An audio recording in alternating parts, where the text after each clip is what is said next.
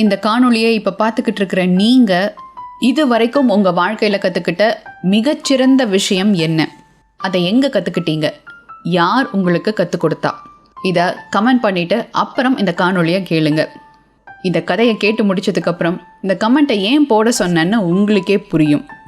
எல்லோருக்கும் வணக்கம். நான் உங்கள் திவ்யதர்ஷினி. இது ஒரு ஜப்பானிய நாடோடி கதையை தழுவி எழுதப்பட்ட கதை. முன்னொரு காலத்தில் ஜப்பானில் ஒருவர் மிகச்சிறந்த திருடனாக இருந்தாராம். அந்த நாட்டில் இவரை பற்றி தெரியாத ஆளே இருக்க முடியாது. ஆனால் இன்னார் தான் அந்த திருடன் அப்படிங்கிறது யாருக்கும் தெரியாது. தன்னுடைய தொழிலில் பலே கில்லாடியாக இருந்ததுனால இந்த திருடனை யாராலையும் பிடிக்கவே முடியலை.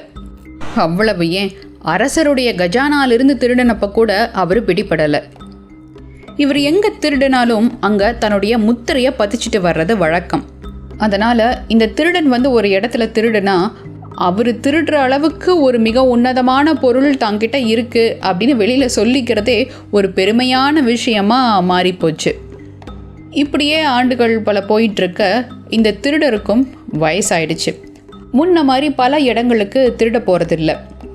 இளமை பருவத்தில் இருந்த அவருடைய மகன் அவர்கிட்ட போய், உங்களுக்கு தான் வயசாயிடுச்சு, இனிமேல் நீங்கள் எங்கேயும் திருட போக வேண்டாம், நான் இந்த தொழிலை எடுத்து நடத்துகிறேன். எப்படி இவ்வளவு சாமர்த்தியமாக எல்லா இடத்துல இருந்தும் நீங்கள் தப்பிச்சு போகிறீங்க? அந்த கலையை எனக்கும் கொஞ்சம் கற்றுக் கொடுங்க அப்படின்னு சொல்லி ரொம்ப நாளாக கேட்டுகிட்டே இருந்தார். ஆனால் இந்த தந்தையோ அதைய நிராகரிச்சுட்டே வந்தார். ஒரு நாள் இந்த மகன் விடாப்பிடியாக தன் தந்தைக்கிட்ட இருந்து அந்த விஷயத்தை தெரிஞ்சுக்கணும் அப்படின்னு கேட்க, இந்த தந்தையோ, சரி ஒரு காரியம் பண்ணு, இன்னைக்கு ராத்திரி திருட போகும்போது நீ என் கூட வா. ஏன்னா இந்த விஷயமெல்லாம் சொல்லி கொடுத்து தெரிஞ்சுக்க முடியாது.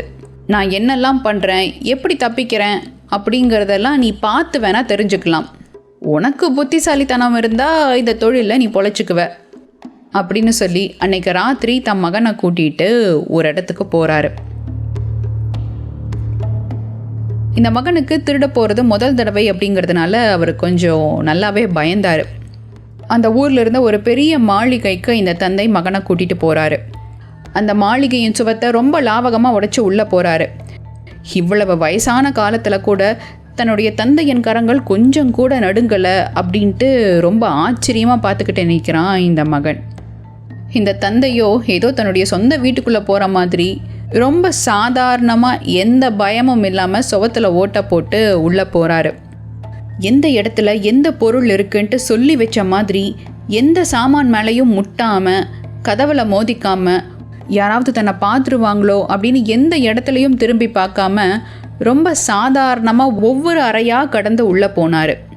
ஒரு அறைக்குள்ளே போய் அங்கே இருக்கிற நகை நட்டு பணம் எல்லாம் எடுத்துட்டு இன்னொரு அறைக்குள்ளே தன்னுடைய மகனை கூட்டிகிட்டு போனார். தந்தையுடைய செய்கைகளை மட்டுமே கவனிச்சுக்கிட்டு வந்த மகன் ஏதோ மந்திரம் போட்ட மாதிரி அவர் பின்னாடியே போனான். அங்கே ஒரு பெரிய அலமாரி இருந்தது. அதை திறந்த இந்த தந்தை தான் மகனை பார்த்து, போ உள்ளே போய் ஏதாவது விலையுயர்ந்த பொருள் இருக்கான்னு பாரு அப்படின்னு சொல்ல, மகனும் கண்மூடித்தனமாக உள்ளே போனார். அடுத்த நொடியே இந்த தந்தை அந்த அலமாரி கதவை மூடி வெளியில் தாள் போட்டுட்டு, திருடன் திருடன் திருடன், எல்லாரும் ஓடி வாங்க, திருடன் அப்படின்னு கத்திட்டே அந்த சுவத்தில் அவர் போட்டிருந்த ஓட்ட வழியாக வெளியில் தப்பிச்சு போயிட்டாரு. மகனுக்கோ என்ன பண்ணுறதுனே தெரில. ஏற்கனவே அவனுக்கு பயத்தில் வேர்த்து கொட்டிகிட்டு இருந்தது. இப்போது அலமாரிக்குள்ளே வேற மாட்டிட்டான். நிலமை ரொம்ப மோசமாயிடுச்சு. அவர் போட்ட சத்தத்தில் வீடே முழிச்சுக்குச்சு. குறைஞ்சது 10 பேராவது இருப்பாங்க. எல்லாரும் திருடன் எங்கன்னு வீடு முழுக்க தேட ஆரம்பித்தாங்க. அட பாவி, இவரெல்லாம் ஒரு அப்பாவா? தொழிலை கற்றுக்கொடுன்னு நான் கேட்டது ஒரு தப்பா? இப்படி மாட்டி விட்டுட்டு போயிட்டாரே.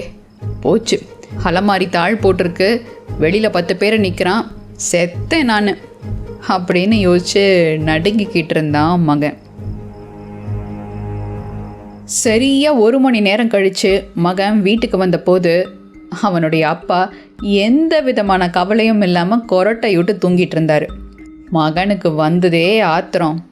பெட்ஷீட்டை தூக்கி எறிஞ்சு, இது என்ன மடத்தனம், இதுக்கு என்ன இப்படி மாட்டி விட்டுட்டு வந்தீங்க அப்படின்னு கேட்டான். கண்ணு முழிச்ச தந்தையோ, ஓ திரும்பி வந்துட்டியா, சரி சரி நீயும் போய் தூங்கு, இந்த தொழிலை எப்படி பண்ணணுன்னு உனக்கும் இப்போ தெரிஞ்சிருச்சு. அதனால் இதை பற்றி பேசுகிறதுக்கு ஒன்றும் இல்லை, போய் தூங்கு அப்படின்னு சொன்னார். ஆனால் மகனுக்கோ அங்கே என்ன நடந்ததுன்னு அவர்கிட்ட சொல்லியே ஆகணும்னு துடிச்சிக்கிட்டு இருந்தான். நீங்கள் பாட்டுக்கு உள்ளே தாள் போட்டுட்டு வந்துட்டீங்க, நான் எப்படி தப்பிச்சு வந்தேன்னு கேட்க கூடவா மாட்டீங்க? அதான் திரும்பி வந்துட்டல்ல, நீ இந்த தொழிலில் நல்லா வருவேங்கிறதுக்கு இதுவே ஒரு பெரிய அத்தாட்சி. நாளைக்கு ராத்திரியிலிருந்து நீயே சொந்தமாக போய் இதை செய்ய ஆரம்பிக்கலாம். ஒரு திருடனுக்கு தேவையான புத்திசாலித்தனமும் சுதாரிப்பும் கவனமும் எல்லாம் உங்ககிட்டயே இருக்குது. அதனால் என்ன நடந்ததுன்னெல்லாம் சொல்லணும்னு ஒன்றும் அவசியம் இல்லை. உனக்கு சொல்லணும்னு தோணுச்சுன்னா சொல்லு அப்படின்னாரு. நான் இதை சொல்லலைன்னா என்னால் ராத்திரி தூங்கவே முடியாது அப்படின்னு சொல்லி மகன் அவன் தப்பிச்சு வந்த கதையை சொல்ல ஆரம்பித்தான். நான் அந்த அலமாரிக்குள்ளே மாட்டிக்கிட்டு இருந்தபோது அதோடைய சாவி துவாரத்து வழியாக பார்த்தேன். அங்கிருந்த எல்லாரும் பரபரப்பாக ஒவ்வொரு இடமா போய் தேடிக்கிட்டு இருந்தாங்க. அப்போது ஒரு பொண்ணு கையில் விளக்கோட இந்த அலமாரி இருந்த அறைக்குள்ளே வந்தா. எனக்கு திடீர்னு எங்கிருந்தோ ஒரு யோசனை வர உள்ளே இருந்துட்டே பூனை மாதிரி சத்தம் போட ஆரம்பித்தேன். அலமாரிக்குள்ளே பூனை மாட்டிக்கிச்சு அப்படின்னு நினச்ச அந்த பொண்ணு அந்த அலமாரியோடைய கதவை திறந்தா. உடனே நான் என்ன பண்ணேன் எப்படி பண்ணேன்னு எனக்கே தெரியல. ஒரே நொடியில் அந்த விளக்கை ஊதி அணைச்சிட்டு அந்த பொண்ணையும் தள்ளி விட்டுட்டு அங்கேருந்து ஓட ஆரம்பித்தேன். அங்கிருந்தவங்க எல்லாரும் என்னை துரத்த ஆரம்பித்தாங்க. பத்தாததுக்கு அவங்க போட்ட சத்தத்தில் பக்கத்து வீட்டுக்காரங்கெல்லாம் எந்திரிச்சு வந்துட்டாங்க. எவ்வளவு தூரம் ஓடியும் சில பேர் என்னை துரத்திக்கிட்டே வந்தாங்க. கிட்டத்தட்ட பக்கத்தில் வந்து என்னை பிடிக்கிற அளவுக்கு நெருங்கி வந்துட்டாங்க. அந்த சமயத்தில் தான் நான் ஓடுற வழியில் ஒரு கிணறு இருந்தது. அந்த கிணத்து பக்கத்துலேயே ஒரு பெரிய கல்லும் இருந்தது. சாதாரண நேரமாக இருந்திருந்தா அந்த கல்லை என்னால் தூக்கி இருக்கவே முடியாது. ஆனால் அந்த நேரத்தில் அதை பண்ணேன். அந்த பாறையை தூக்கி கிணத்துக்குள்ளே போட்டுட்டு அங்கிருந்து திரும்பவும் ஓட ஆரம்பித்தேன். அந்த இடம் ஒரே இருட்டாக இருந்ததுனால கிணத்துக்குள்ளே கல் விழுந்த சத்தத்தை கேட்டவங்க நான் தான் அந்த கிணத்துக்குள்ளே விழுந்துட்டேன்னு நினச்சி அங்கேயே நின்றுட்டாங்க. சில பேர் கிணத்துக்குள்ளே குதிச்சும் தேடிட்டு இருந்தாங்க. இதுதான் சரியான சந்தர்ப்பம்னு ஒரே ஓட்டமாக அங்கிருந்து ஓடி வந்துட்டேன் அப்படின்னு சொன்னான். இதை கேட்ட அந்த தந்தையோ எந்த வித சலனமும் இல்லாமல், சரிப்போ இப்போ போய் தூங்கு, இனிமேல் இதை சொல்லிக்கூட அதை சொல்லிக்கூட நீ எதையும் என்கிட்டேருந்து கேட்காத, உன் இஷ்டப்படி நீயே என்ன வேணாலும் பண்ணலாம் அப்படின்னு சொன்னாராம். இந்த தந்தை மகன் கேட்ட உடனேயே அவருடைய அனுபவங்களையோ இல்லை வழிமுறைகளையோ சொல்லி கொடுத்துருந்தா இந்த மகன் கண்மூடித்தனமாக அதையே தான் பின்பற்றிட்டு இருப்பார். இவருடைய அறிவுரைகள் அல்லாது வேற எந்த சூழ்நிலை வந்தாலும் மகனால் அதை எதிர்கொண்டிருக்க முடியாது. சாதாரண நாட்களில் நம்மளால் செய்ய முடியுமா இல்லை செய்ய முடியாது அப்படின்னு நாம் நினச்சிட்டு இருந்த விஷயங்களை ஒரு இக்கட்டான சூழ்நிலையில் ரொம்ப சாதாரணமாக செஞ்சு முடிச்சிருவோம். ஒரு அபாயத்திலேயோ ஒரு கஷ்டத்தில் இருக்கும்போது தான் நம்மளுடைய முழு சக்தியும் வெளிப்படும். அந்த முழு சக்தி வெளிப்படுறதுக்கு முதல்ல அந்த விஷயத்தை நாமளே செய்யணும்.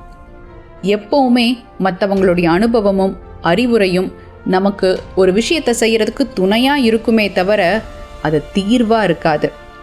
வாழ்க்கையில் நம்ம கற்றுக்கிட்ட மிக முக்கியமான இல்லை மிகச்சிறந்த விஷயங்கள் எல்லாமே நம்ம அனுபவத்தால் மட்டும்தான் கற்றுருப்போம். எந்த பள்ளிக்கூடமோ கல்லூரியோ அதை சொல்லி கொடுக்காது. இந்த அனுபவத்து கூட இன்னொரு யுக்தியையும் சேர்த்து கையாண்டிங்கன்னா எல்லாமே உங்கள் கைவசப்படும். அது என்ன யுக்தின்னு தெரிஞ்சுக்க என் ஸ்க்ரீனில் தெரிகிற இந்த வீடியோவை கிளிக் பண்ணி பாருங்கள். இது போன்ற மற்றும் ஒரு பதிவில் உங்களை சந்திக்கும் வரை உங்களிடமிருந்து விடைபெறும் நான் திவ்யதர்ஷினி. நன்றி.